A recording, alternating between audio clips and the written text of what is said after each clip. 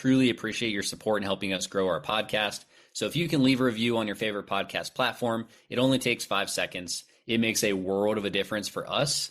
Your feedback not only encourages us to keep producing great content, but also helps others discover our show.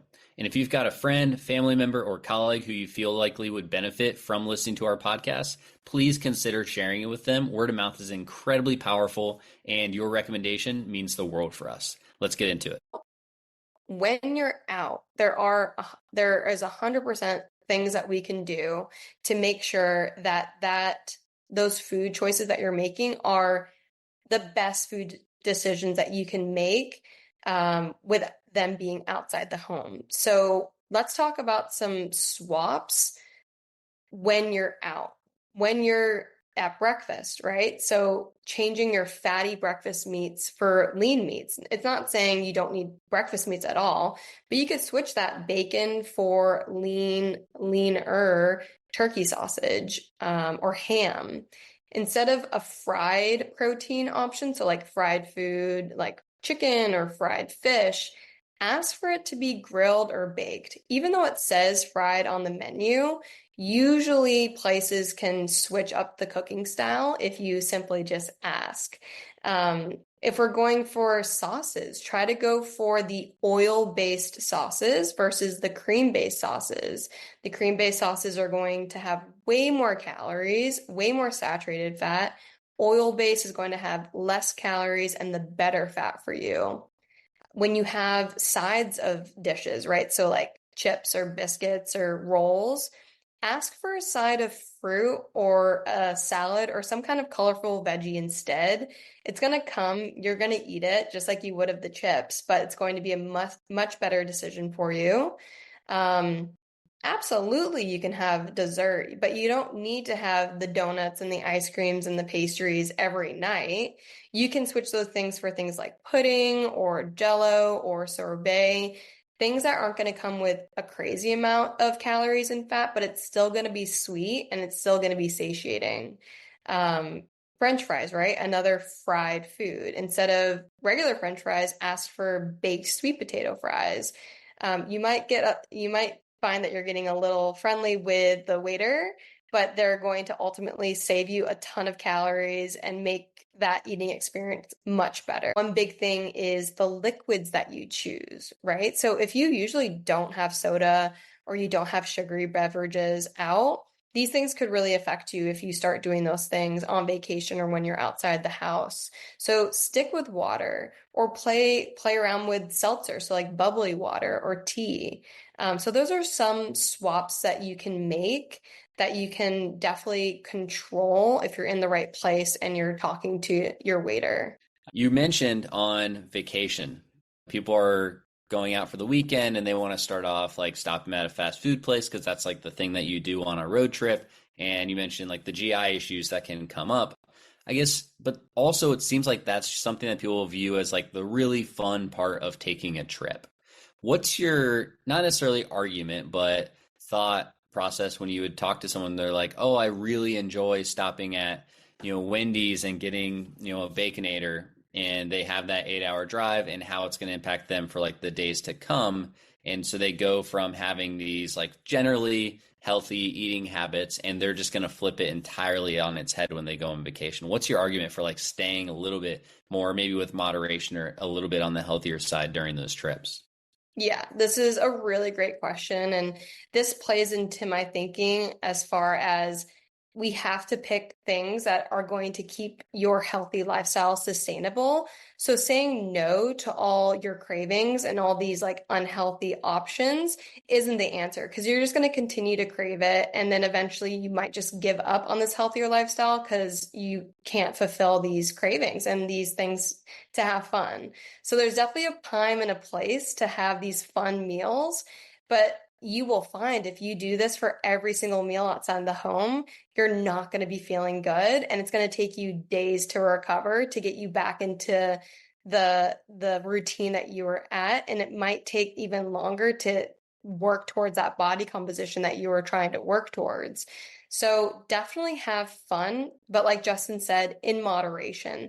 So if that Baconator on the road is your I don't even want to say cheat meal, but if that's your like fun meal and that's going to help you sustain this lifestyle, go for it. But then also know that you have a whole weekend coming up of fun.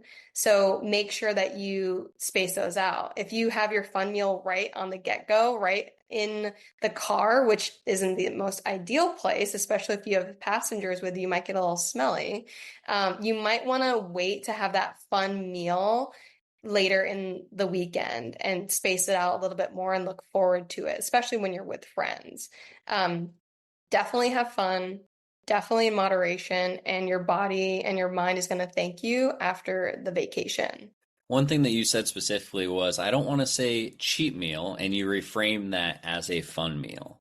And I know personally why I don't enjoy the phrase cheat meal, but what makes you say that, and why do you feel like people shouldn't necessarily err towards thinking of something as a cheat meal and instead replacing that with something that, is, or like you said, fun meal, for example?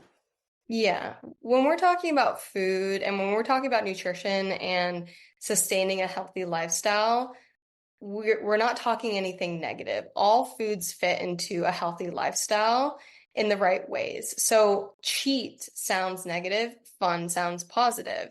So you won't want to make a meal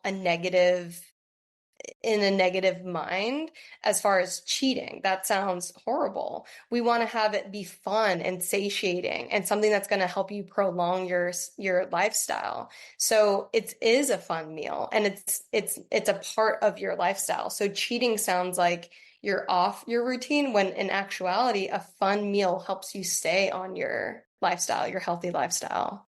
I like that a lot. I think that's something that comes up way too often is just the concept of like, oh, I have this, I guess, diet or nutrition plan or whatever you want to call the thing that you're trying to follow. And it feel like to act as if it's like you're cheating, like you're not doing something that's allowed, when in reality, that's something that is actually a part of that plan. It's like we talked the Mediterranean diet and like social eating in that environment is supposed to be part of it. It's the exact same thing. Those are not things that have to be like excluded from your lifestyle. Yeah, and then cheating, you're gonna feel bad about it. It's not gonna feel fun. But if you call it a fun meal and you know it's a part of your lifestyle, you're like, okay, I just enjoyed that and I can move on. So it's nice. I am going on a 9 hour drive with four guys and a bunch of golf clubs in an SUV.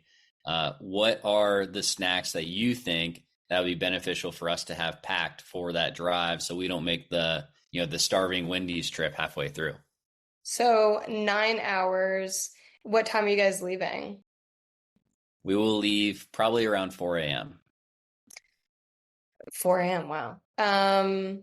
For 9 hours leaving super early, you might find that you're not hungry for the first couple hours of the trip. Maybe you're staying hydrated.